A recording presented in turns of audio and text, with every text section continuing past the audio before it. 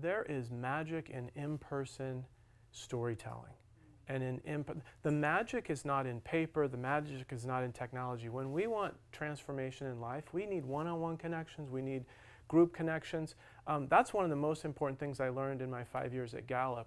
And I'll show a couple things later, but you know, not everybody in the world's out there looking for a coach right now. I have to break the bad news to you. There's a slide I've got about how many people are looking for a therapist. And it's a huge number of people that search Google for a therapist. Therapists is a known thing. Counseling is a known thing. Coaching has hardly penetrated the mind of almost anyone. Executives in Silicon Valley, yes. Badge of honor. I got a $600 an hour executive coach. Okay, it is a thing. It's only become a thing in the last 25 years in huge corporations to have executive coaching. But the vast majority of people, it hasn't even become a thing. And so it's going to take us manufacturing experiences like this with hundreds of thousands, millions, tens of millions of people. Having a moment like that where you're listening to someone who has 50 years of experience coaching or 30 years of experience, deep knowledge, and when we give people a little taste of that, they walk away thinking, oh, I didn't even know that was a thing, and now I want to hire one of these people. So I'm excited. Now, Julia, she said I'm starting a movement or something. I am not. I was asked on a podcast the other day, so are you like the father of the strengths movement? I'm like, no, I'm a latecomer to it. I was like, I'm not even child. I'm probably like a grandchild or a great-grandchild of the strengths movement. I was telling Michael today, 22 years starting companies. I ignored the people side of the equation. I ignored HR. HR was a pain in the butt. And all I wanted was a few engineers and a few marketers who could scale up a hypergrowth business. And don't give me any people issues. I don't want to talk to anybody about their issues. I was so laser focused, and I'm afraid that most people are, on what they're doing without even knowing that the most important thing is the people. And the only way you'll ever be successful and sustainably successful is to have a focus on people and a culture of growth for those people that you work with, for those customers that you serve. And I completely blew it for 22 years. And I didn't know why. And now I got 5 years at Gallup with some of the world's best psychologists and researchers. And I feel like I got I don't have a PhD. I got a bachelor's degree in Russian. I don't know how that helped me in my career yet. I started a master's degree in library science, took one class, and then my business started booming, so I dropped out of my master's program. So I'm not a PhD, but I feel like I kind of got the equivalent of years of deep exposure to some of the world's most important psychological findings and researchers and practitioners. And so I'm certainly not the instigator of this, but I hope to be a megaphone for it. One of my favorite quotes is from William Gibson, science fiction writer. He said, the future's already here, it's just not very evenly distributed. And if you've seen the future, a workplace or a school that is 100% strengths-based, focused on what's right with each person, positive psychology, when you've seen that, you're like, why hasn't that spread to every other organization? When you see a strengths-based family or a strengths-based home, when you see strengths-based parenting in action, you're like, wait, why are we all, I guess we're wired negatively. The PhDs know that evolutionary biology says that we are wired with those negative things. And so we've lived with this and we accept it.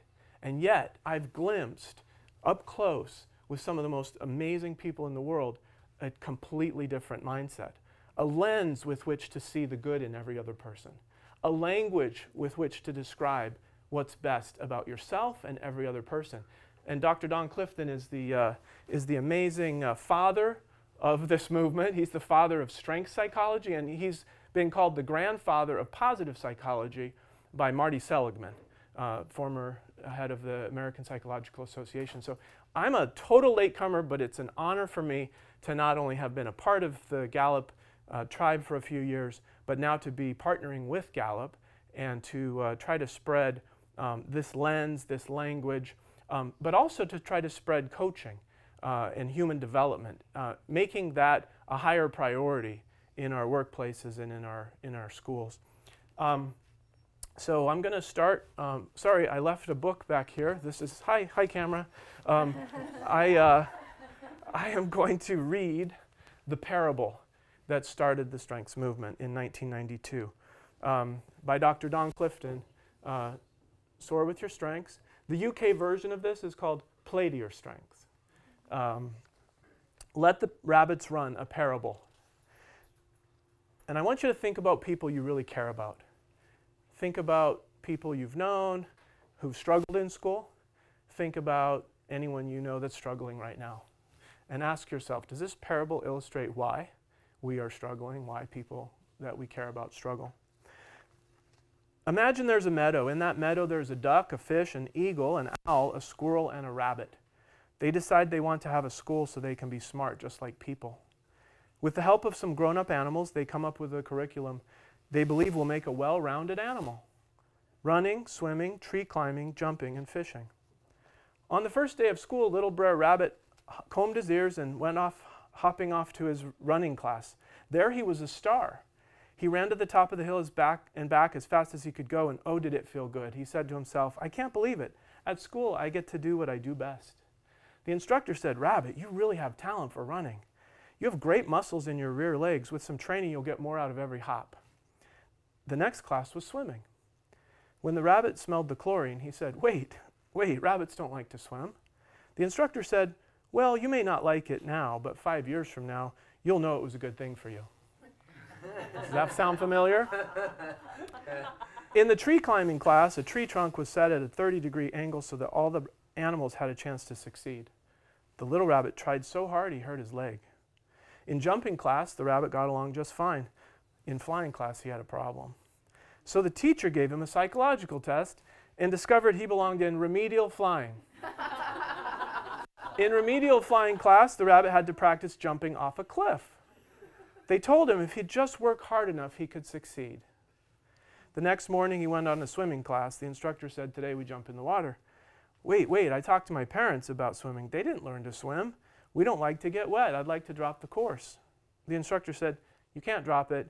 The drop-ad period is over. At this point, you have a choice. Either you jump in or you flunk. Does that sound familiar?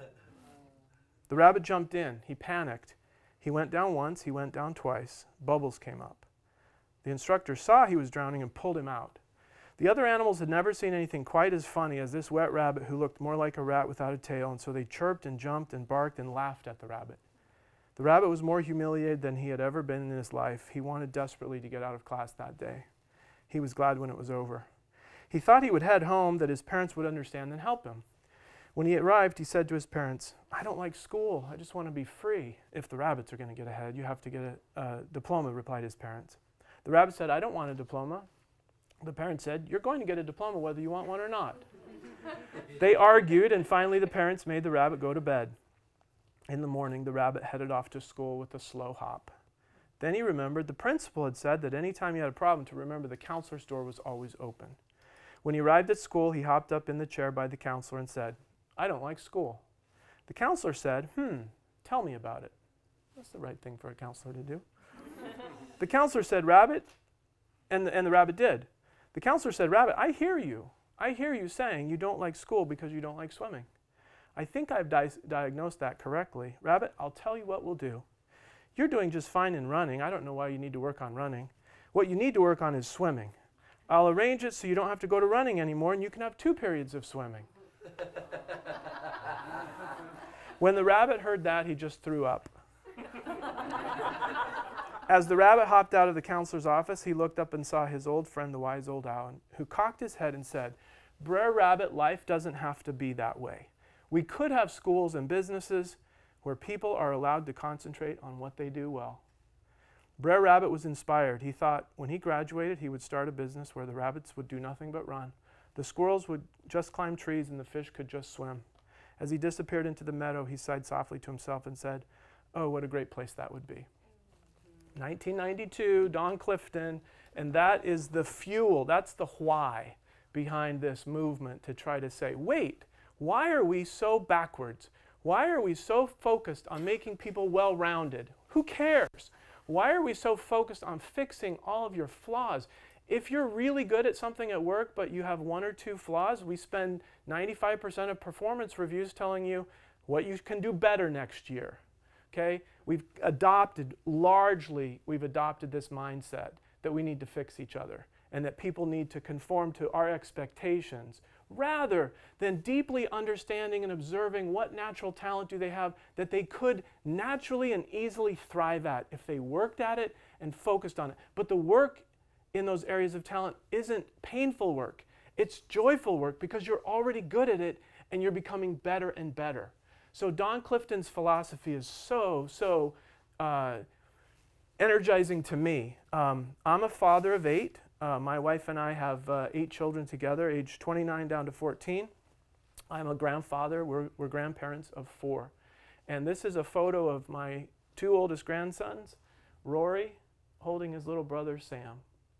And Rory, at age 2 or 3, started getting into heavy equipment research. He would watch YouTube videos for 4 hours a day.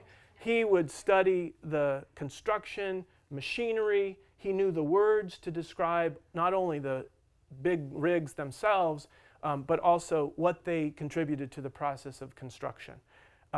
His current interest and obsession is he's memorized every Star Wars character, and he knows what their powers or their evil traits are. And anyway, Rory has a ton of energy. His father's an engineer, just got his master's degree. His great uncle was an Olympic gold medalist in gymnastics in the 1980s. Peter Vidmar is my grandson's great uncle.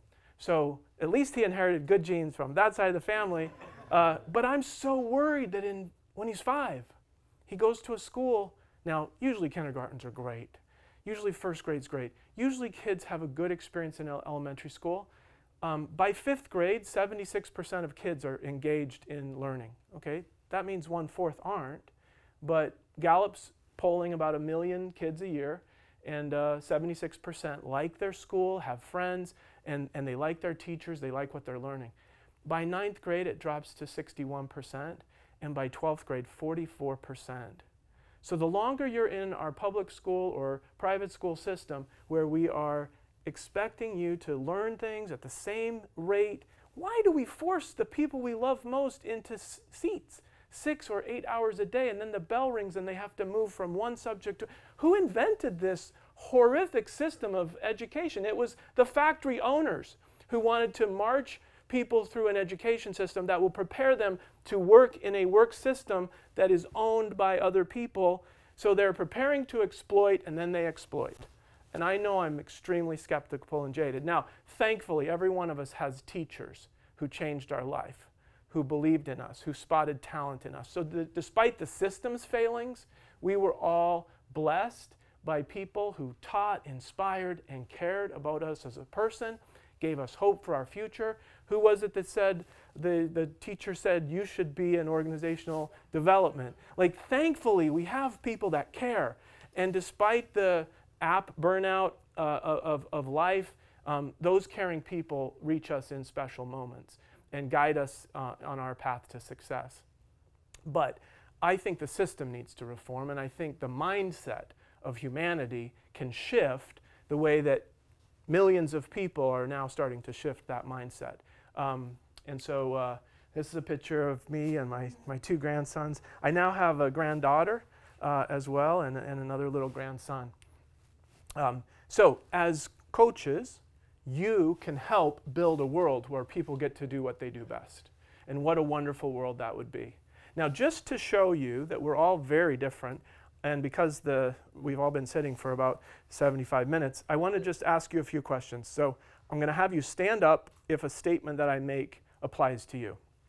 So stand up if you're the type of person that starts conversations on airplanes, in elevators, and basically everywhere you go.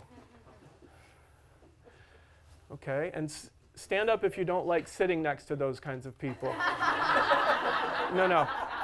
No, go ahead and sit down. No, I actually almost never start a conversation. I've started doing it more lately, but I'm so grateful at the end of a long flight that I've been able to meet a new person. Like, I wouldn't be the one to initiate it, but I'm thankful that there are those who don't like to have strangers sitting next to them, so they want to make a friend. So, okay, stand up if you make a list of things to do every day before you start the day, and you stick to that list. What? No, that's great. Okay, what is this? I've never had such a small number. It's usually, is it about the coaching? It's usually 20%.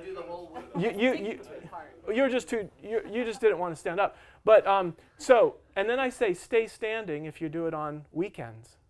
And usually about half of the people stay. And then I say stay standing if you do it on holidays. And about a fourth of the people that stood up, my daughter's one of them. My wife projects her own kind of vacation style on my daughter, and my wife says, why don't you sleep in, Becca? Why don't you enjoy our vacation?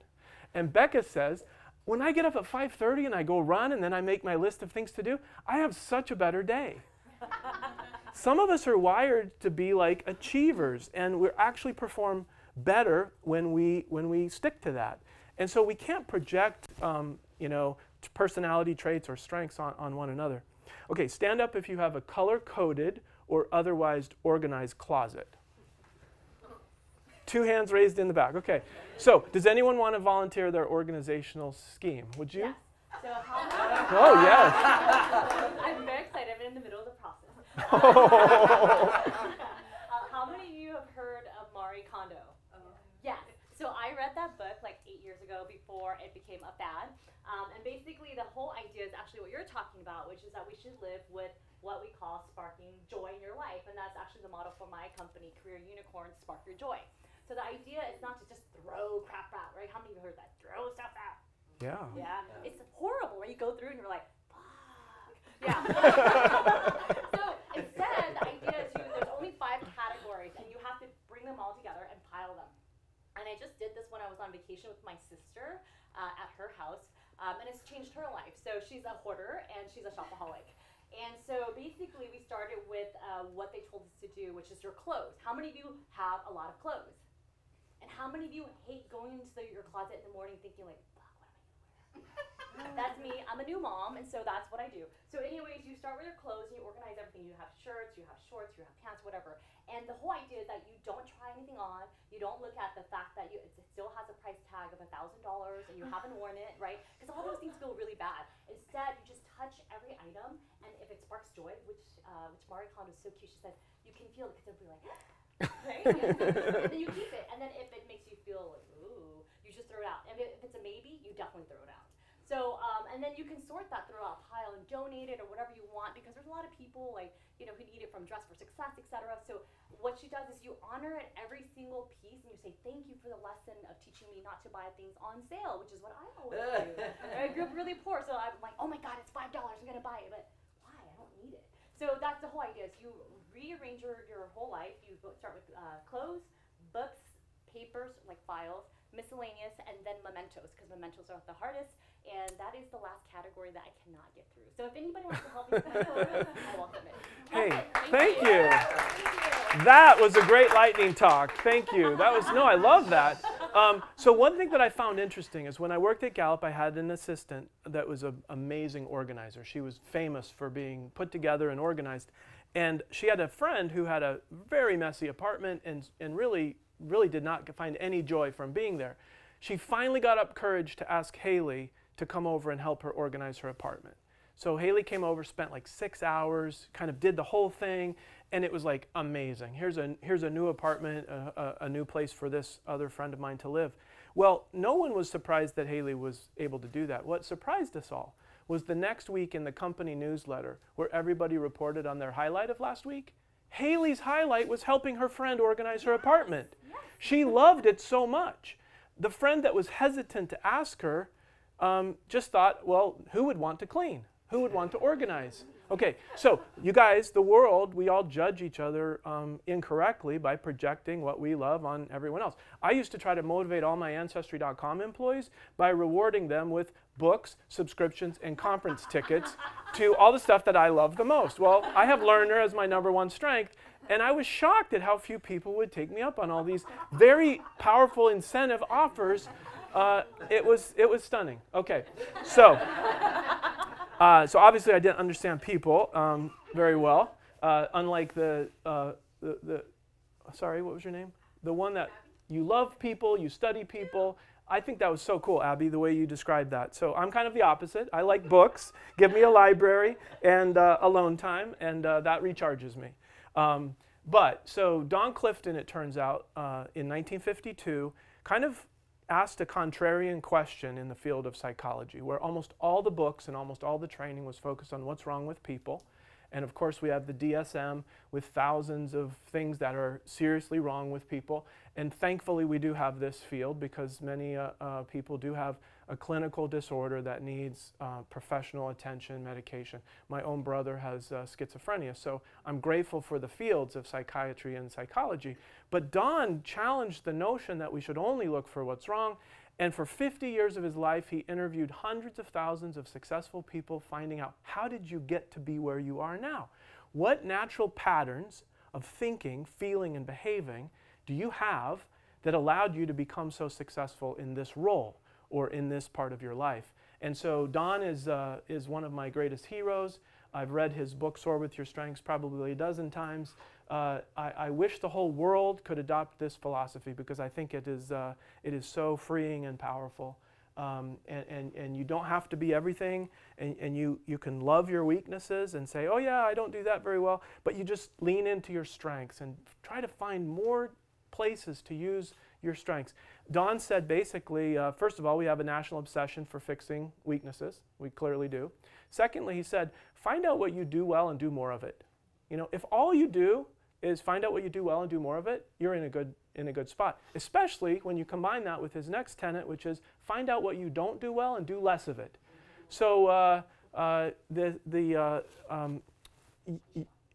Yishuan basically said, find the areas of energy and joy in your own work, in your own home life, and then outsource the rest. That's exactly what Don Clifton taught. My goodness, I loved it when you were talking about that. People don't know, but Don Clifton and his family acquired the Gallup organization, the polling company, in 1988, combining one of the world's best psychological assessment firms with the world's best polling brand. And so now they can ask questions of the whole world at scale and answer on what do people think and feel around the world. But they can also ask each individual, what are your strengths? So it's a beautiful company combining those two things together. Over the last 20 years, over 20 million people have discovered their strengths through this assessment. There's also a wonderful character assessment out of University of Pennsylvania, or is it Penn State? UPenn, where Marty Seligman worked. And Tom Rath, co-author of StrengthsFinder 2.0, was one of the first people to get a master's degree in positive psychology from UPenn. So great stuff. Don Clifton endorsed the whole field of positive psychology. He wrote the foreword to the book Positive Psychological Assessments, published by the APA in 2003. Do you realize we can measure all kinds of wonderful traits and character virtues such as love, forgiveness, kindness? There are psychological measures and tools that allow us to find out what's right with everybody. Now, what if we assessed what's right instead of focusing on what they can't do well, which is what our school systems are designed to do? Okay, I'm going to show you a clip that I've never played. I've wanted to play it for an audience for a very long time. We will hopefully get everything working here. I've played this one, the second one I haven't. We need to work on our strengths to the point where we crowd out the weaknesses, rather than working on the weaknesses and trying to expect people to be inspired. Let me tell you this story about a great friend of mine at Manpower. His name was John Harold. He was the finest producer and marketer I think I've ever known in my life. His office was 400 miles away from mine. I used to go down and visit him every now and again. He was, at the same time as he was one of the finest producers, he was also one of the worst administrators I've ever seen.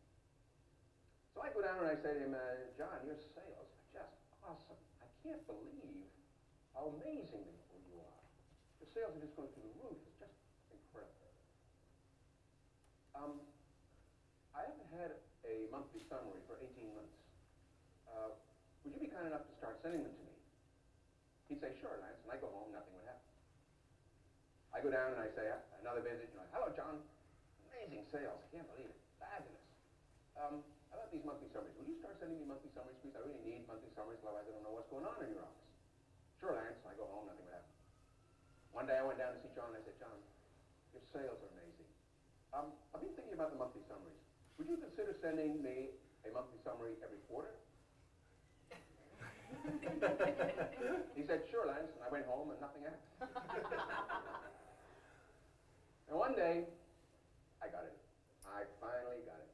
I went down to see him and I said, you know, John, every time I come down to see you, I always nag about one of your weaknesses, which is completing monthly summaries. And I want to tell you something. I've hired somebody who's going to be on my payroll and is going to complete your monthly summaries. We are never going to talk about this again, and you don't have to worry about this again. Now, how can I help you with your sales? We never looked back. Building on John's strengths was clearly a message I had to learn. And if I ever thought that I was so goofy that I could go down and make the world's worst administrator the world's best administrator, I was crazy. I mean, the best thing I could probably do is make him mediocre. Why would I waste my time? What I could do is make him probably, or help him to be the greatest salesperson ever in that business. All right, so let me just try this next one. I hope this works because it is awesome. Regina Spektor is my favorite songwriter, artist, musician in the world. When I first heard her a few years ago, she reminded me of this Russian folk singer named Vladimir Vysotsky, who was the most popular singer in the Soviet Union for like 20 or 30 years. And he had this kind of tone and lyrics that were just so powerful. Anyway, turns out she immigrated from Moscow when she was 9 years old. And I didn't know that until after I thought, wow, she kind of sounds like Vysotsky. So I'm kind of proud of being a talent spotter. Okay, show me your hands. Let me see how actually small they are. They're not that little. Let's see. They're pretty small. Oh, I just thought it's such a funny detail that you like wanted to be this classical pianist, and then but your little hands are like holding you back. Or is that a fallacy?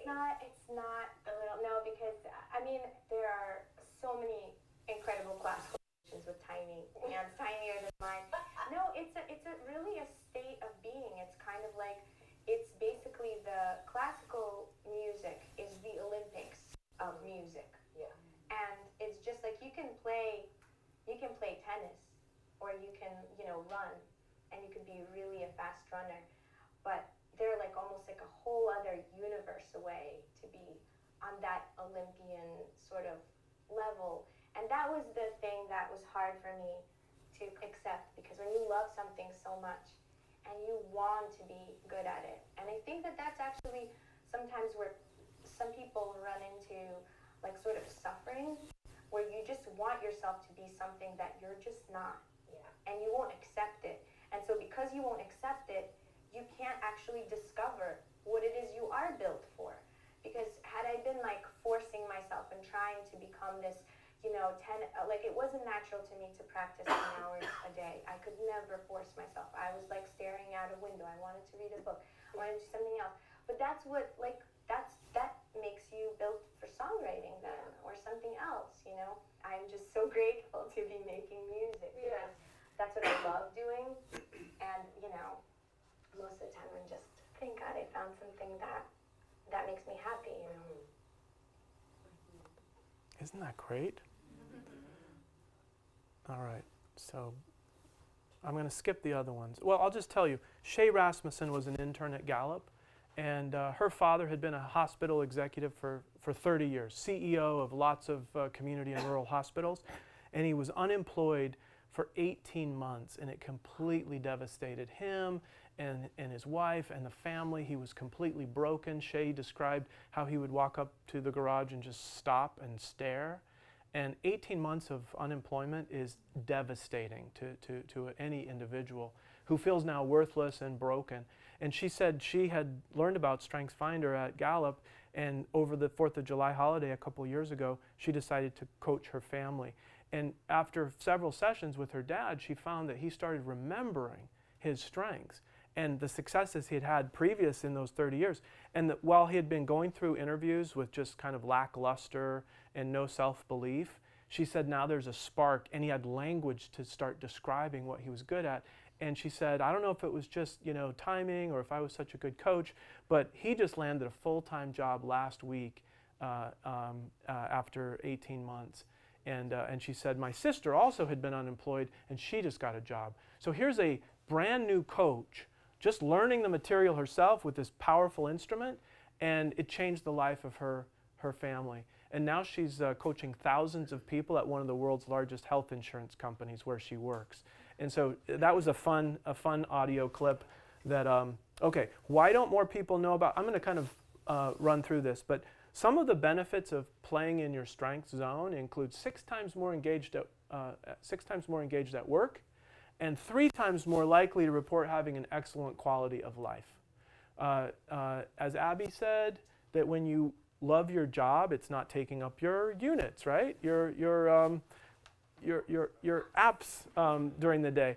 But when you hate your job and it drains you, then you come home and you're depleted. You have nothing left.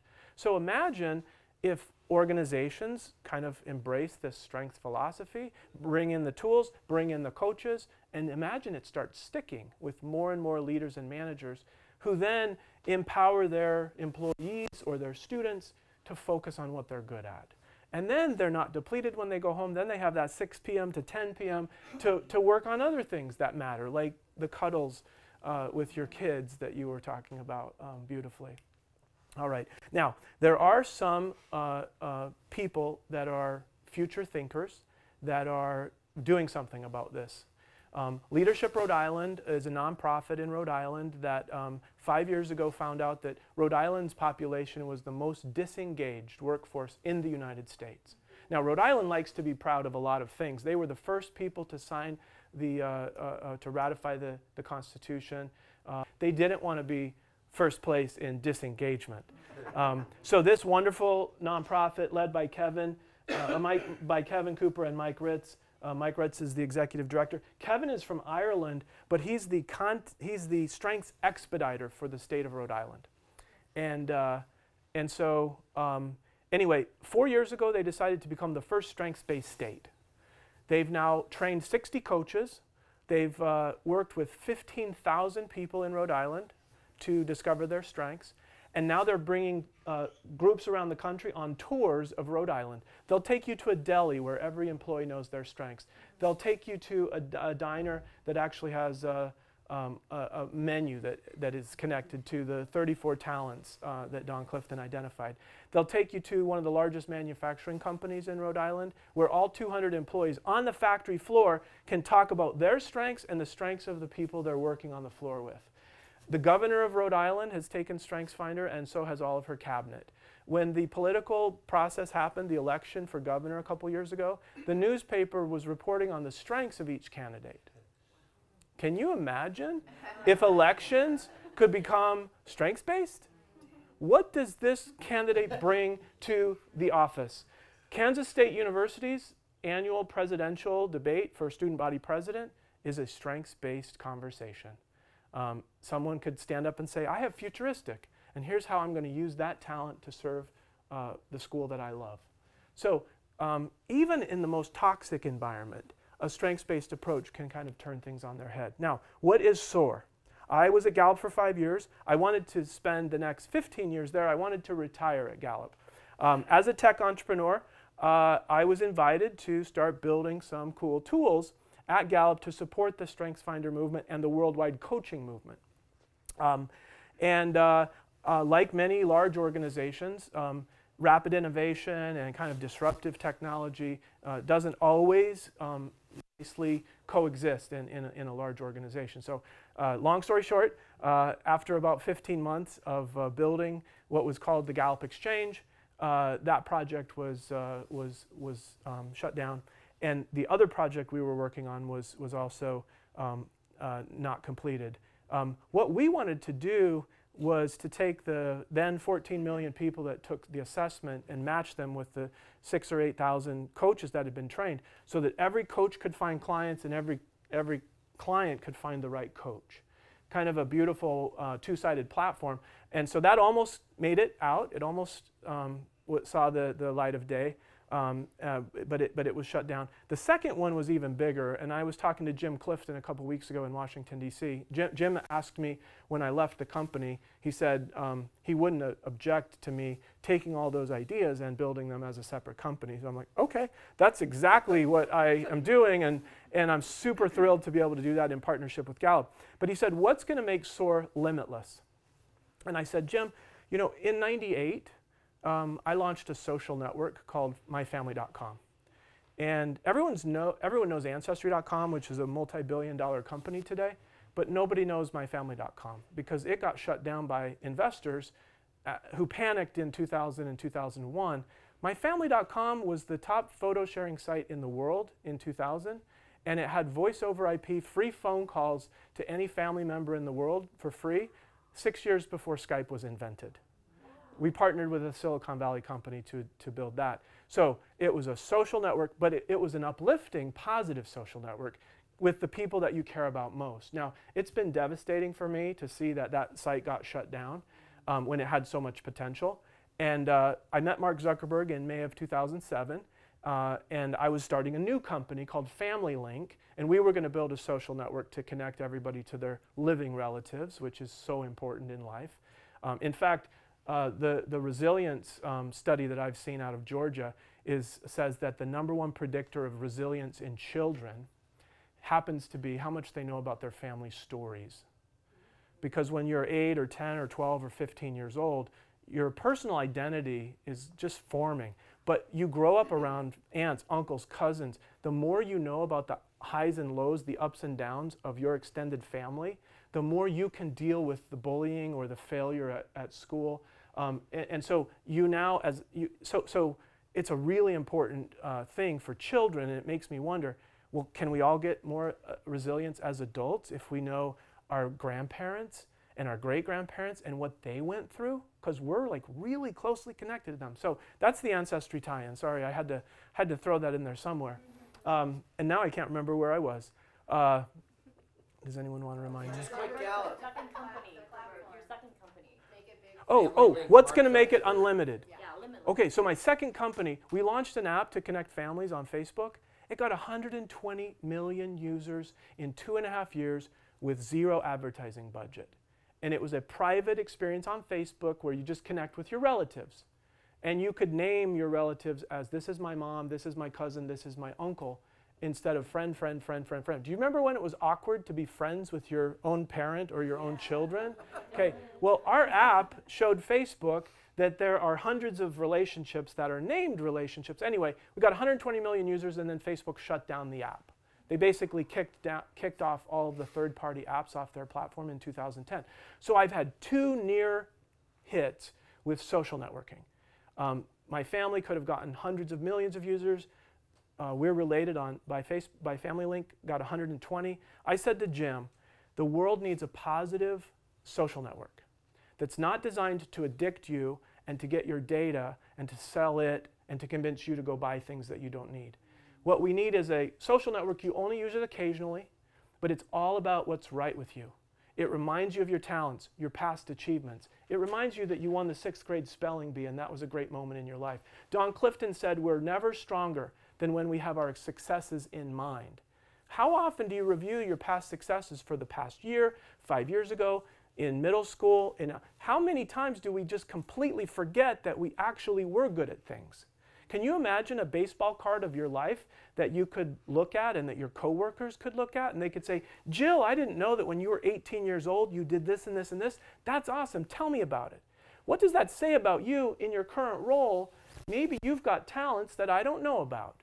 Can you imagine a social network that helps everyone surface what's right in themselves and others, not in a braggadocious way, but in a way of accepting that we're all really good at something and we're all really bad at about 1,000 times more things than we're good at. Don Clifton said the ratio is about 1 strength for 1,000 weaknesses.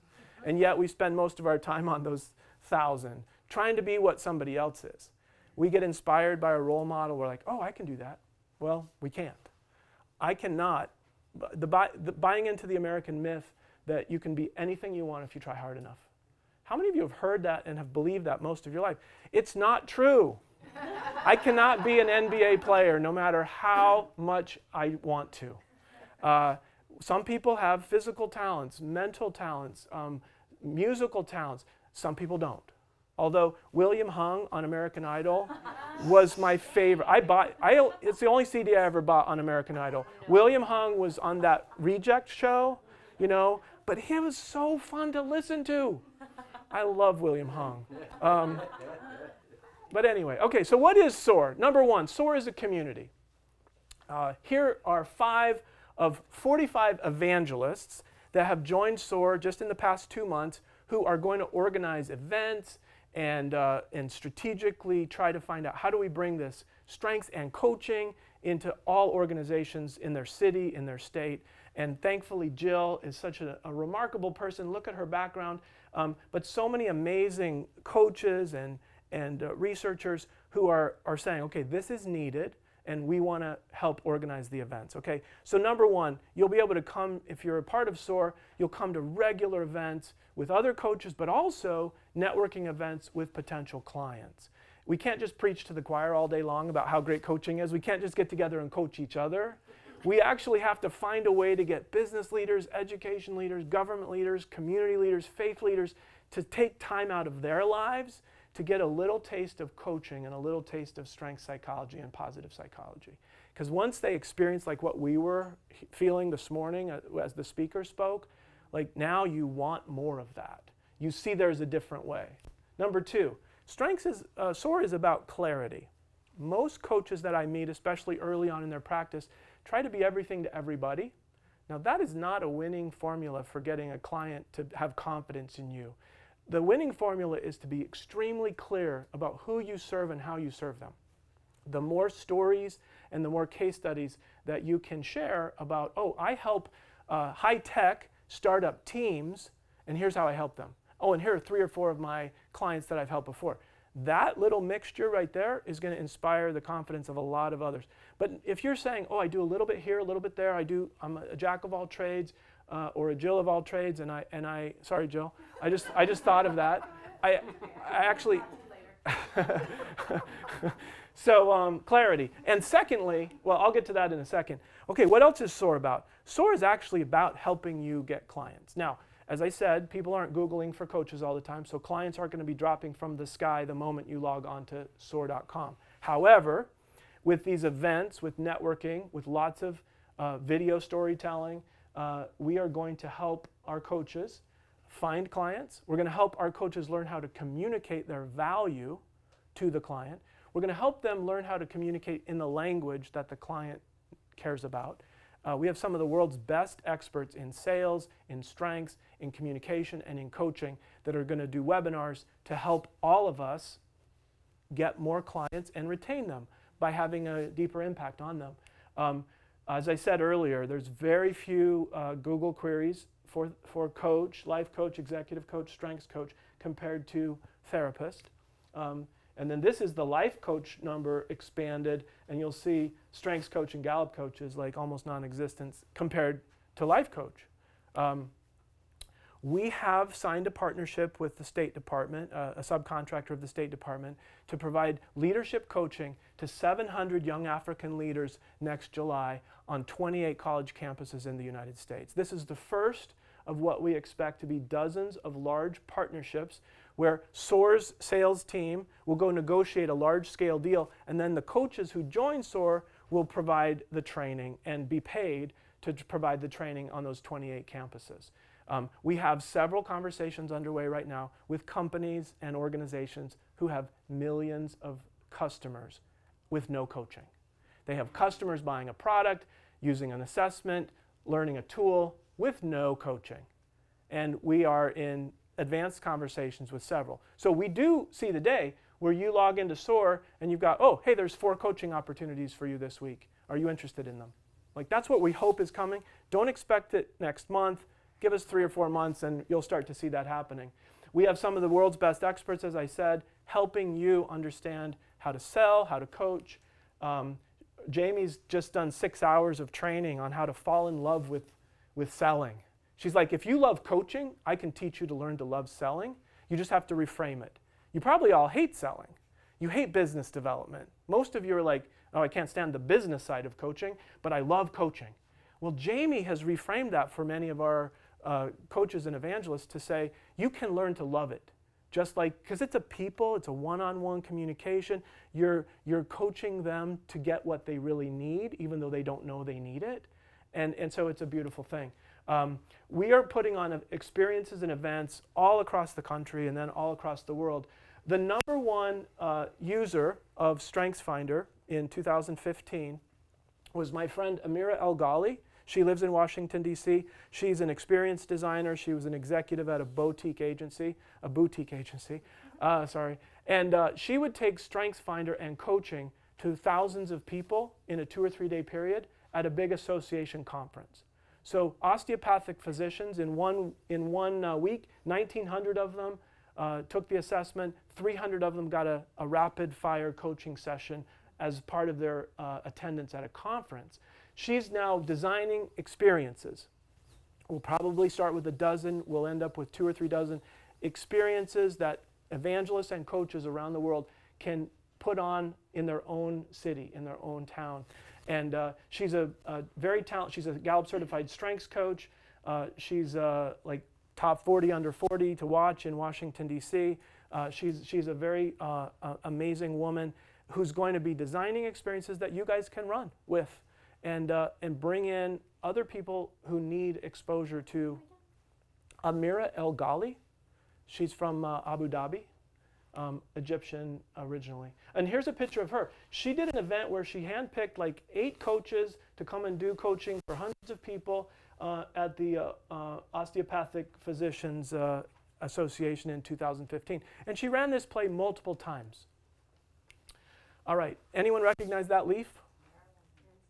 Ancestry leaf. Okay, Ancestry has the shaky leaf when it knows something you need to know. So I've got the original Ancestry engineer who built Ancestry from the ground up with me, and he's now our lead architect at SOAR. What we want to do is to not a shaky leaf, we'll come up with a different metaphor, but every time you log into SOAR, we will know what you should do next to build your coaching business.